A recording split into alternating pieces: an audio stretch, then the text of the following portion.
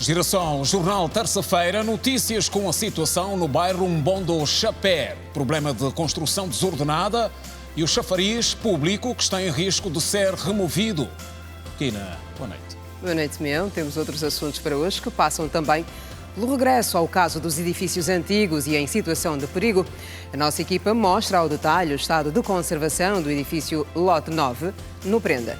Reações sobre uma das soluções pensadas para minimizar as dificuldades de transporte público em Luanda. Entrada em funcionamento desde hoje em todo o país dos juízos de garantia.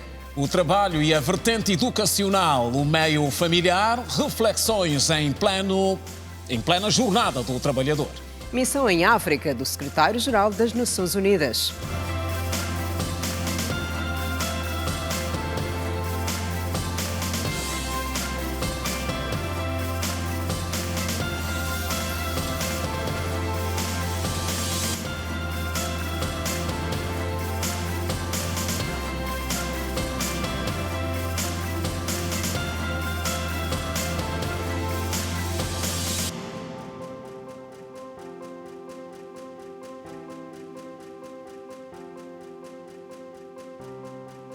Olá, boa noite. Bem-vindos. Um chafariz público corre o risco de ser removido no bairro Mbondo Chapé, distrito urbano do Camama, e por um cidadão que diz ser o proprietário do espaço onde está implantado o chafariz. Mas no bairro o problema não é apenas este. Destaca-se também a construção desordenada e a nossa equipa constatou no local obras particulares que ocuparam estradas. Os moradores do Mbondo Chapé, no distrito urbano da Camama, no município de Talatona, afirmam que as construções no meio das vias de acesso têm dificultado a circulação nas poucas vias que sobraram. Nós só estamos a impedir que não construa mais nada aqui na estrada, porque daqui mais 2, 4, 5 anos, pode ser que o governo disponibilize verbas para requalificar a estrada, não é? De requalificar a estrada, quem vai perder? Somos nós, porque nós é que deixamos fazer toda essa obra nas estradas. Eu tenho cartas que eu dirigi ao governo da província para avisar sobre essas construções em 2013. O governo da província não me respondeu. Eles agora têm que tirar porque está no meio da estrada. Está no meio da estrada, essa obra está no meio da estrada. Aqui não é rua. Os moradores deste lado do Mbondo Chapé estão preocupados com a remoção deste chafariz, porque, segundo eles, um dos moradores alega que este espaço lhe pertence e que quer remover este chafariz público para colocar uma lavandaria. Está envolvido a comissão de morador, o senhor Ângelo, e o senhor dono desta casa, que diz ser o dono da lavandaria. Não, o governo da província vai ter que requalificar, sim senhora, o chafariz. Vai requalificar, vai sim senhora.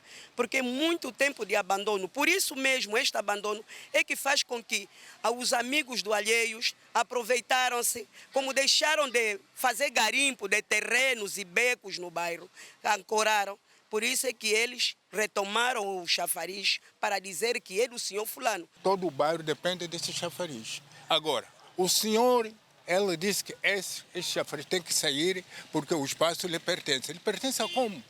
Tem documento, nós temos documentos de 2020.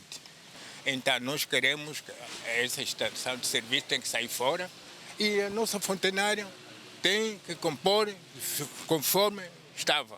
Nós queremos chafariz. Água, conforme estão a ver já. Podem tirar a imagem, vem a gente.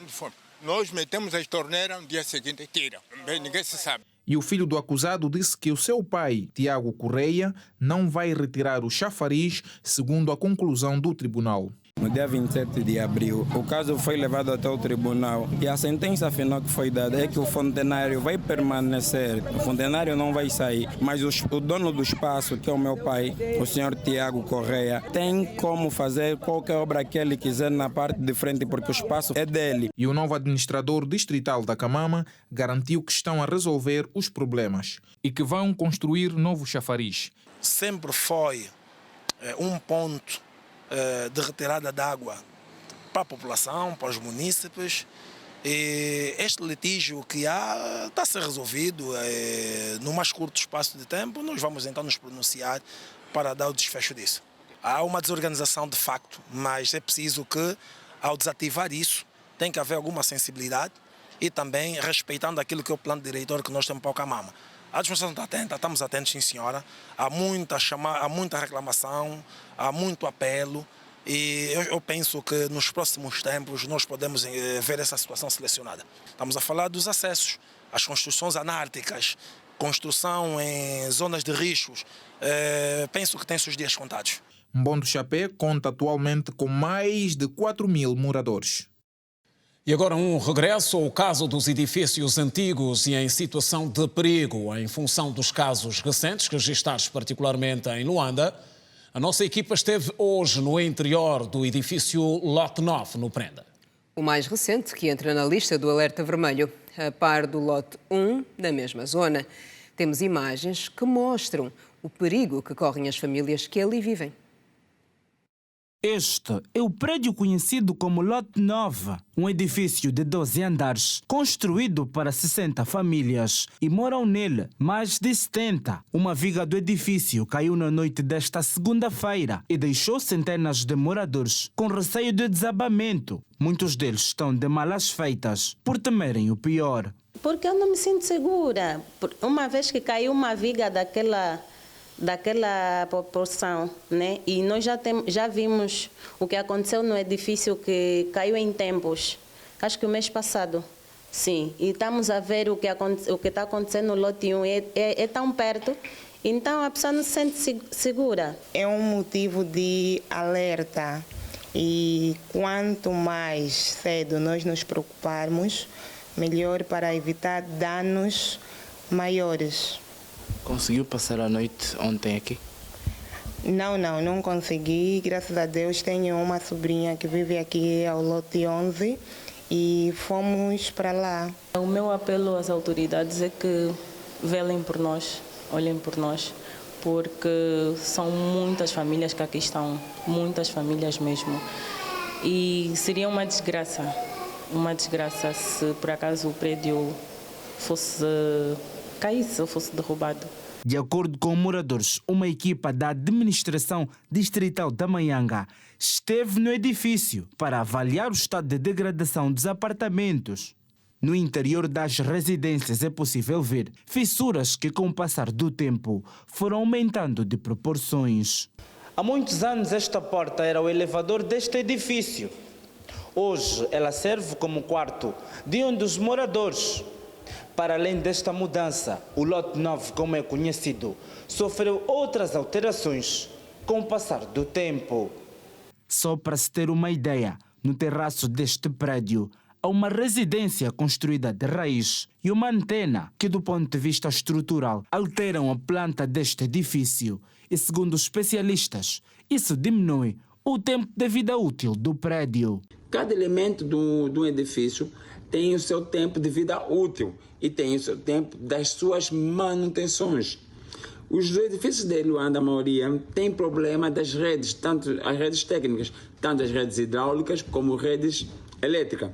Essas redes hidráulicas têm sido o principal elemento para fazer com que as estruturas ficam degradadas. É mais fácil os edifícios construídos recentemente desabarem muito mais rápido, por causa da baixa mão de obra, que acabam colocando materiais não muito resistentes, com pouco prazo de vida, e em pouco tempo ele começa a apresentar, né, fissuras. Mas existe também a questão do uso daqueles que são os usuários, por vezes tentam fazer mudança na estrutura do próprio edifício. Então podem mover com a estrutura, acabando criando algum desequilíbrio. E a seguir temos reações sobre uma das soluções pensadas para minimizar as dificuldades de transporte público em Luanda no período noturno e de madrugada. A iniciativa é do governo da província de Luanda, que projeta até o final do ano lançar um serviço especial de transporte que passa a atender a população no intervalo entre as 22 às 6 da manhã. Luanda tem uma população estimada de 10 milhões de habitantes. Deste número, muitos são os que estudam e trabalham em período noturno e deparam-se com grandes dificuldades de transportes para o regresso a casa. Ainda este ano, esta situação poderá ser minimizada com a introdução de um novo serviço especial de transporte coletivo urbano para atender os passageiros durante a noite e madrugada. Nós que saímos aqui às 17, as outras que ficam aqui que saem às 19 horas, 21 horas, é para facilitar mesmo. Queremos mesmo isso, papá. E sobretudo para aquelas paragens com mais fluxo, por exemplo, a paragem da Mutamba, a paragem da Ilha, Cacoaco e outros pontos, que são pontos que muita gente tem usado para chegar nos seus locais de trabalho e que também são sítios com pouco fluxo de transportes públicos. Então nós louvamos, se vão reforçar essa via e sobretudo nesse horário noturno, também agradecemos. Acho que vai melhorar e vai dar algum contributo positivo naquilo que é a produção em termos de trabalho, né? Nas empresas, escola, enfim. Questões ligadas à segurança nas paragens ao longo da viagem e à iluminação pública foram apontadas por alguns populares a se ter em conta pelas autoridades durante a introdução dos novos serviços de transporte coletivos urbanos de Luanda. Acho que desse jeito estamos no caminho certo, só que vamos ter que primar pela segurança, porque se não houver segurança, o trabalho vai ficar complicado, porque os milhantes estão sempre na calada da noite. Facilita, às vezes, quando você vai na paragem, não tem táxi, você fica aí de lutas debaixo de táxi e chega já, às vezes, muito tarde em casa, com o apoio do governo, melhor é. Se for isso, faz mais vezes e continua com o seu serviço. Conduzir de noite, andar de noite, não é fácil. Temos muitos vândalos por aí e a segurança é a base fundamental para esses autocarros que vão trabalhar noturno. De iniciativa do governo da província de Luanda, os autocarros vão obedecer um trajeto que levará os passageiros junto de pontos como o das universidades e hospitais. No período que vai das 11 da noite às 6 da manhã, aquelas carreiras que passam por universidades, hospitais, maternidades e outros serviços que são praticados durante a noite, essas carreiras terão que ser mantidas com pelo menos 3 a 4 autocarros de em uma hora, e nesta altura já não há engarrafamento, as vias estão livres e a velocidade comercial suficiente, já se pode trabalhar com horário. Então, de em uma hora até as 5 da manhã, haverá transporte público nesses locais. O diretor provincial dos Transportes, Tráfego e Mobilidade de Luanda disse que a segurança dos passageiros e funcionários das operadoras está salvaguardada. Alguns encontros que tivemos com as operadoras, com a Polícia Nacional, a Polícia garantiu-nos que, havendo a pretensão destes serviços, já estavam em condições de fazer o asseguramento. Segundo dados da Direção Provincial dos Transportes, Tráfego e Mobilidade de Luanda, diariamente a capital do país é servida por apenas 400 autocarros dos 572 disponíveis, transportando, em média, 5.000 passageiros por operadora. E em maio, o mês dedicado ao trabalhador, continuamos atentos às reflexões no quadro da jornada comemorativa. Reflexões que se fazem em diferentes perspectivas. No caso de hoje, olhamos para o trabalho e a vertente educacional no meio familiar. O Sr. Gomes tem 72 anos, é reformado e pai de 9 filhos. Para ele, preparar os filhos para o trabalho é tarefa fundamental e sempre foi o seu lema. Nem os poucos recursos o impediu de formar os filhos e dar a eles os primeiros passos para a profissão. O primeiro filho coloquei na escola e ele não estava a dar conta do ensino. Então mudei para a noite e de dia foi aprender a profissão de mecânica. Assim aprendeu a mecânica e hoje é um bom mecânico.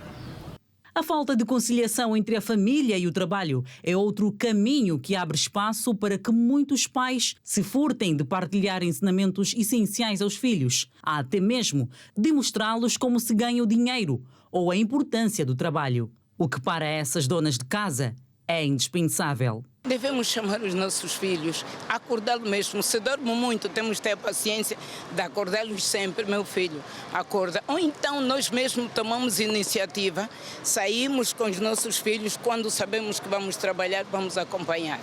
Mas nunca deixar ele fora do ensino. Quando o filho está a errar, repreende mesmo, ensina, corrige, não tapa muito o sol com a peneira, porque amanhã no futuro, quando ele tiver o seu peso, vai de novo te encontrar em casa.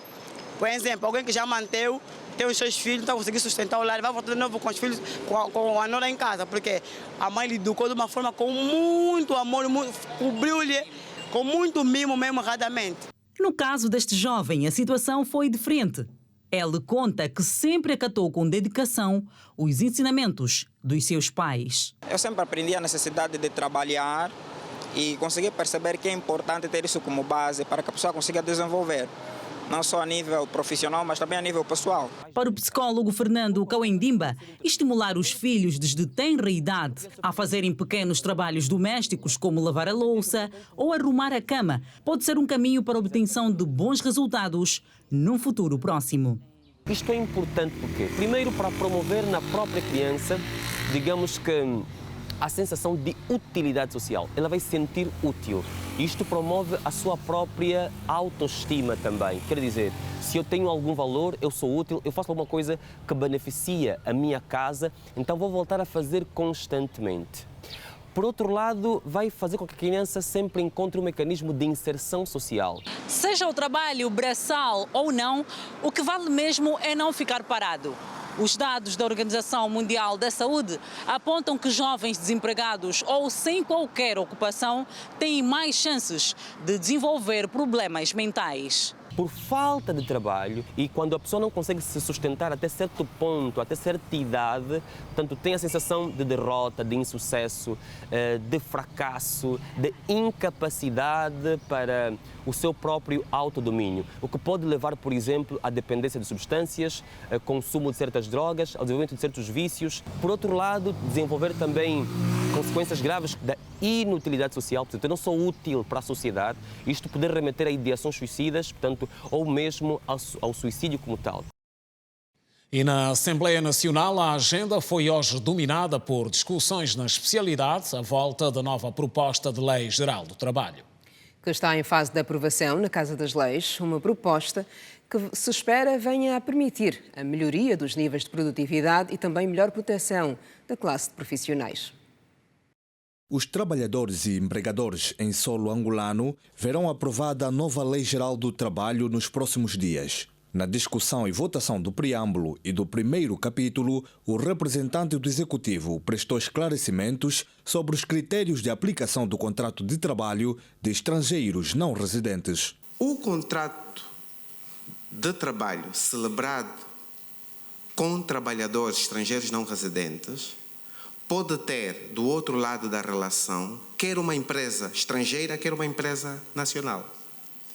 E nos termos em que o número 3 do artigo 1º aparece, exclui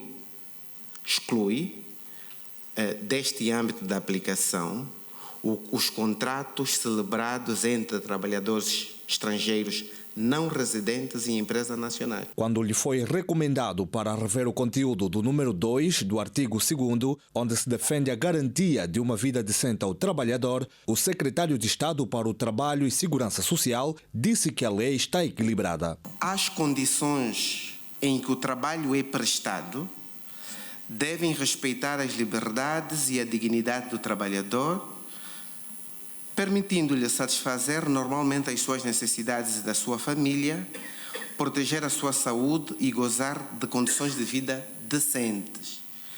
Portanto, não temos dificuldades em acolher a proposta, primeiro porque a questão das condições de trabalho já vem suficientemente acautelada logo no princípio da frase, depois porque a ideia que se pretende passar, portanto, a intencionalidade desta proposta, é mesmo que passar a ideia de que as condições de trabalho tenham um reflexo positivo nas condições de vida do trabalhador. Portanto, não há uma dissociação entre as condições de vida, as condições sociais em que o trabalhador está inserido e as suas condições de trabalho. De tal sorte que, acolhendo a proposta que está aqui a ser feita, poderíamos passar uma ideia redutora.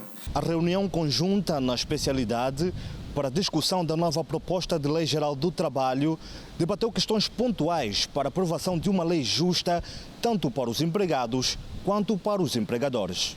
E com o objetivo de colher contribuições que a torne o mais equilibrado possível, ante os interesses dos empregadores e dos empregados. Nas suas intervenções, os parceiros sociais apresentaram contribuições, algumas de forma genérica e outras baseadas ou relacionadas com o articulado da presente proposta de lei. São, efetivamente, essas contribuições que predispomos a apresentar ao longo de discussão na especialidade desta proposta de Lei Geral do Trabalho. A proposta de lei em discussão contempla também o contrato de comissão de serviço, onde o relator da iniciativa legislativa apresentou algumas contribuições dos parceiros sociais, com destaque para o questionamento da Ordem dos Advogados sobre quem irá assumir os custos de internet de luz elétrica no desenvolvimento do teletrabalho.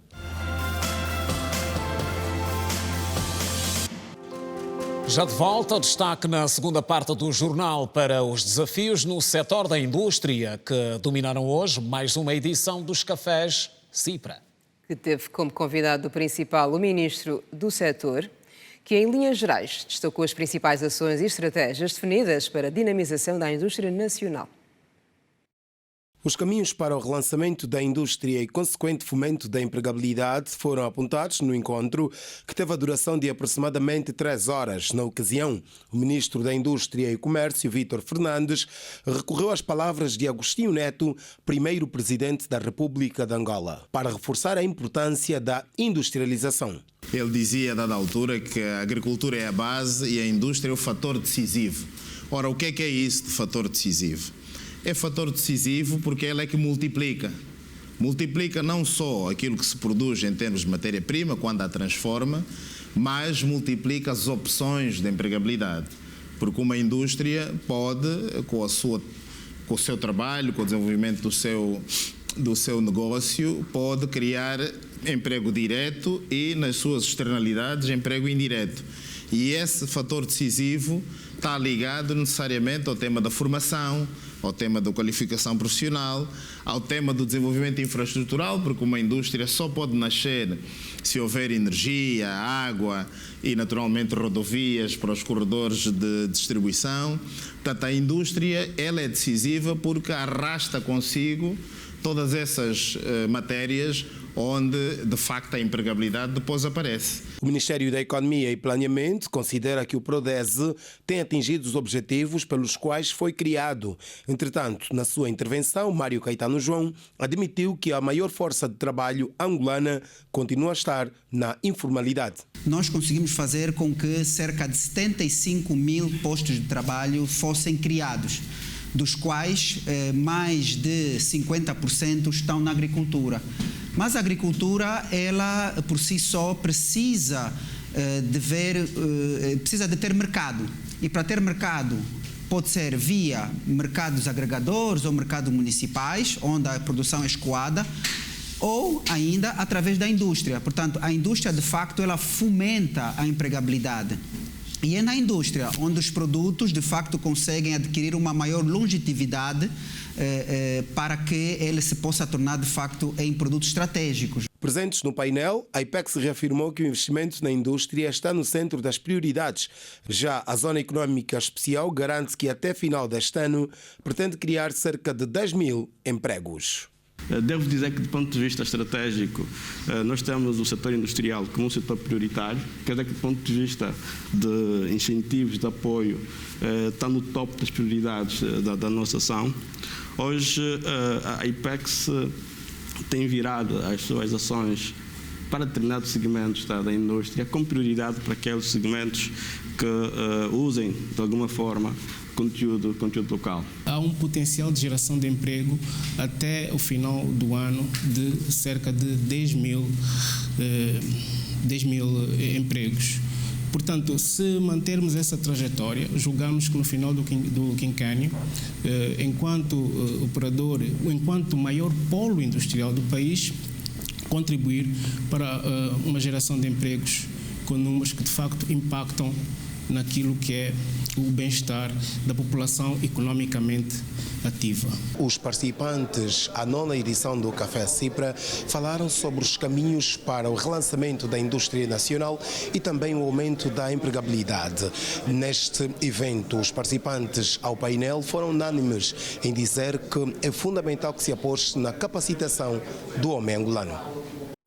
Estão a partir de hoje em funcionamento a nível de todo o país os juízes de garantia. São mais de 160 e surgem, segundo as autoridades, para fazer com que todas as pessoas em conflito com a lei tenham os seus processos assegurados com celeridade. Mais de 160 juízes de garantia exercem funções nas demais comarcas do país com o objetivo de julgar os casos de primeira instância. A capital do país conta com o maior número, num total de 55 juízes que trabalham nas comarcas de Belas e Luanda. No entanto, há quem desconheça esta nova figura judicial. A noção que eu tenho de juízes é de julgar, ouvir, né? E então... mas juiz de garantia nunca ouvi falar. Infelizmente ainda não ouvi falar a respeito, mas é um assunto que creio que deve chegar ao conhecimento. Alguns especialistas em direito disseram que a entrada em funcionamento dos juízes de garantia é uma mais-valia para os cidadãos no domínio da administração da justiça. A atividade que deixarão de exercer corresponde à legalização das prisões, a ordem para alguns mandatos de captura, para presidir, no caso, os juízes de garantia, a própria instrução preparatória e também presidir a instrução contraditória quando a lei penal assim determinar. O excesso de prisão preventiva, as prisões arbitrárias, antes de existir o processo, o indivíduo já é detido.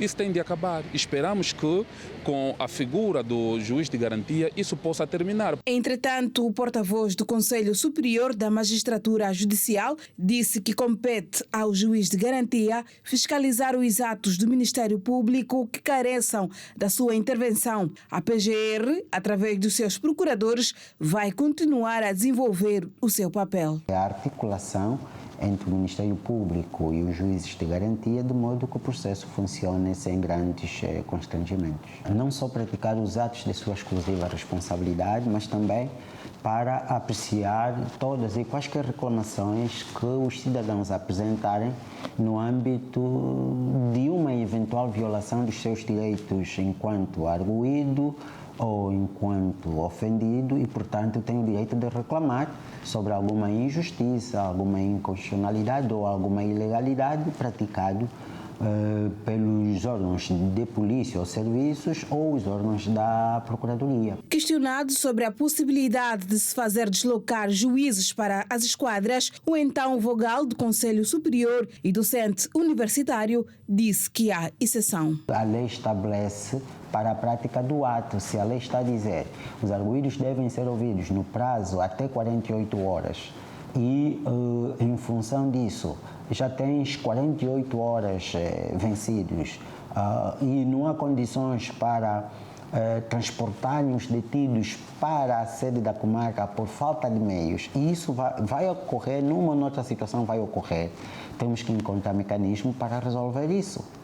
A solução não é extrapolou o prazo e necessariamente tem que soltar o detido. Não. Cada cidadão que se sentir lesado pode reclamar, para além do procurador, tem inclusive também um juiz das garantias ou de garantias para, enfim, satisfazer as pretensões dos cidadãos.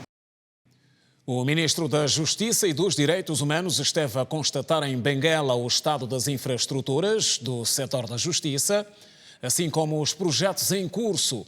E naquela região, o ministro recomendou que se trabalhe com mais celeridade na conclusão dos projetos para que sejam melhoradas as condições de trabalho dos profissionais. O estado das infraestruturas do setor da justiça, bem como as obras em curso na província de Benguela, foram constatadas pelo ministro da Justiça e dos Direitos Humanos, Marci Lopes, que esteve em visita de trabalho na província de Benguela.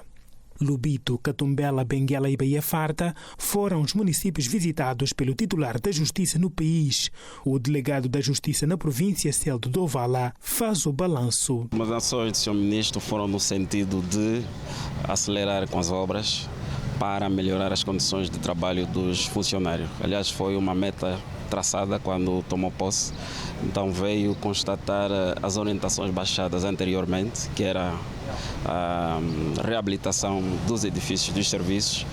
É nisso que no primeiro dia fomos visitar a Catumbela, fomos visitar o Lubito, precisamente a loja de registro do Lubito, baixou orientações precisas, corrigiu algumas situações no projeto e estabeleceu prazos. É isso que traz aqui o Sr. Ministro na província de Benguela, tudo no intuito de melhorar as condições de trabalho dos funcionários para melhor responder à exigência do cidadão. Das visitas feitas às obras, bem como às instituições que apresentam vários problemas nos seus edifícios, o ministro deixou várias recomendações. A nível da Justiça, nós temos o programa de melhoria dos serviços para a melhor acomodação dos funcionários e também a acomodação dos cidadãos que acorrem aos nossos serviços. Nós precisamos de mudar o paradigma, estamos neste processo contar com a colaboração de todos e com um sentido de urgência. Temos pouco tempo de trabalho, 4, 5 anos passa muito rápido e nós temos pressa de começar a apresentar resultados às pessoas. O município piscatório da Baía Farta foi um dos visados. Na ocasião, a titular dos serviços de identificação local, Cristina Pereira Guilherme, fez menção às palavras de Marci Lopes, a olhar pelas dificuldades nos serviços de identificação. Balanço positivo, né? Porque de alguma forma os nossos cidadãos vêm aderindo aos nossos serviços, que é bom, né, que as pessoas estejam identificadas. O ministro apenas veio constatar as nossas instalações e transmitir-nos, né, passou-nos uma mensagem de esperança para a melhoria das condições de serviço dos funcionários. E teve lugar hoje aqui em Luanda uma reunião da Comissão Mista entre Angola e Portugal.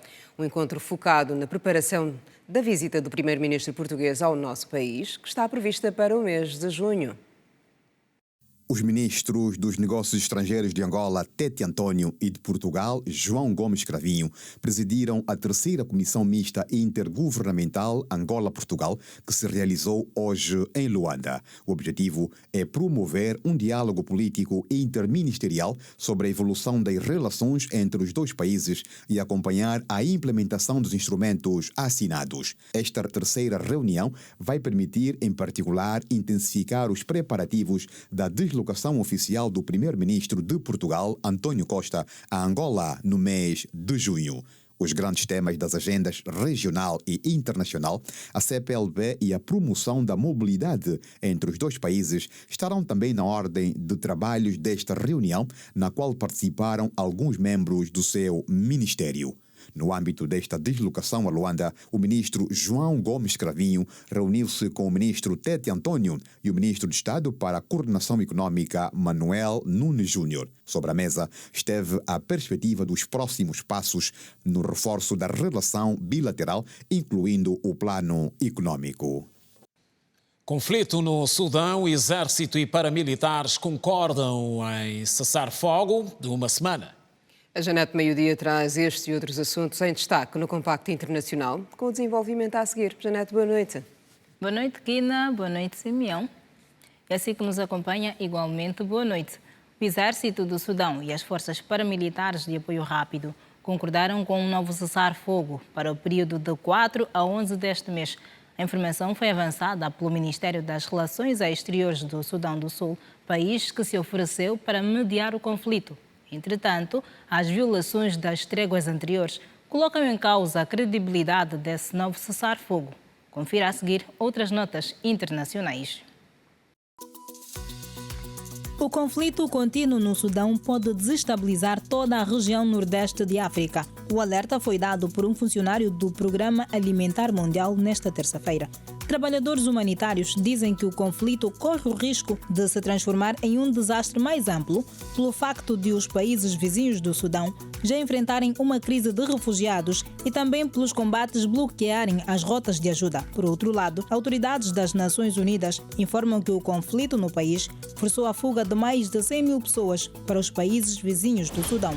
O responsável por uma seita religiosa no Quênia, que supostamente incentivava os fiéis a jejuarem até a morte, foi hoje acusado de terrorismo pela morte de 110 pessoas por um tribunal do país. O tribunal deverá aceitar o pedido do Ministério Público para manter o líder da seita em prisão preventiva durante 30 dias, enquanto decorrem as investigações sobre o seu possível envolvimento no chamado massacre da floresta de Shakahola. Paul Mackenzie é o líder da Igreja Internacional da Boa Nova, que supostamente instruía os fiéis a morrerem de fome para conhecerem Jesus Cristo. O governo russo afirmou que a janela para estender o acordo de exportação de cereais através do Mar Negro está a diminuir e que as negociações entre as partes continuam, mas sem nenhum resultado. O porta-voz do Kremlin indicou que a Rússia está preparada para desistir do acordo a 18 de maio se as suas exigências para o alívio das restrições às suas próprias exportações agrícolas não forem atendidas. Dmitry Peskov disse que os termos do acordo que dizem respeito ao setor agrícola da Rússia não estão a ser cumpridos. Pelo menos 540 pessoas foram detidas em França na sequência dos protestos do Dia do Trabalhador realizados em várias cidades do país. Nos protestos contra o aumento da idade de aposentadoria de 62 para 64 anos, foram ainda feridos 400 agentes da polícia, segundo dados divulgados hoje pelas autoridades francesas. Os manifestantes terão atacado a polícia de Paris com coquetéis Molotov e fogos de artifício, bem como queimaram materiais de construção e destruíram pontos de ônibus.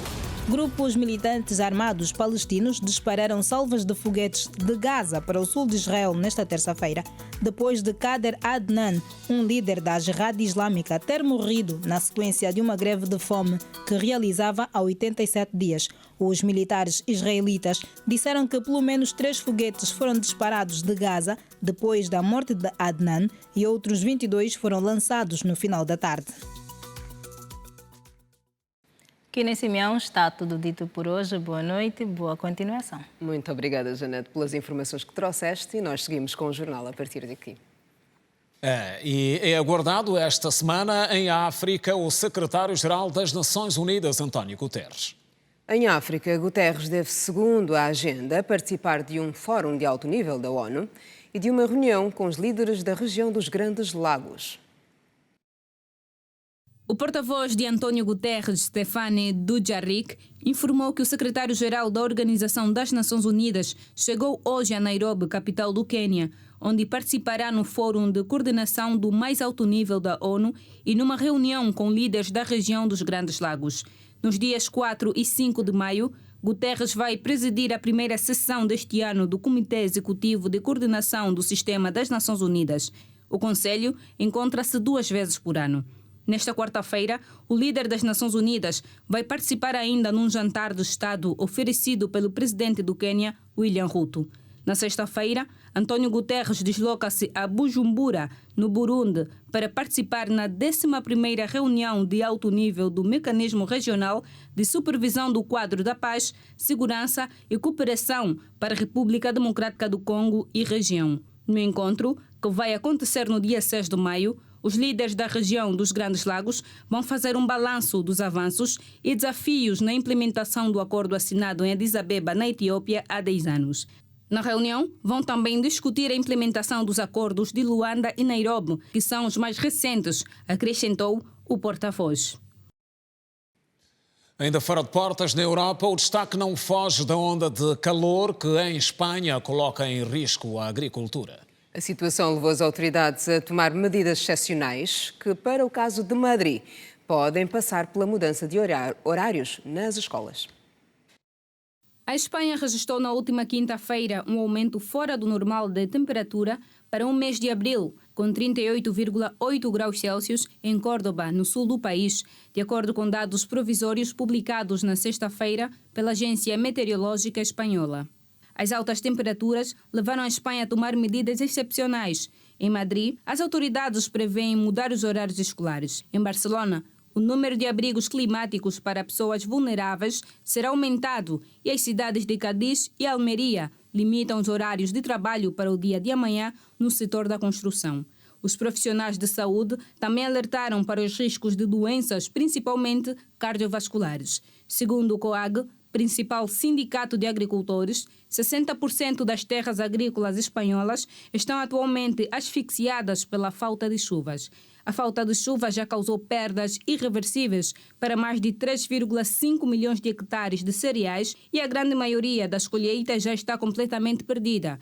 O governo desbloqueou mais de 1 milhão de euros para ajudar 820 mil agricultores espanhóis. As temperaturas são em média 10 a 15 graus superiores ao normal desta época do ano. O recorde anterior foi registrado no país em 2011, em Elche, com 38,6 graus Celsius. Ficamos por aqui hoje. Obrigada a si que esteve connosco e já sabe, o nosso encontro está marcado para amanhã, na mesma hora, 19h45.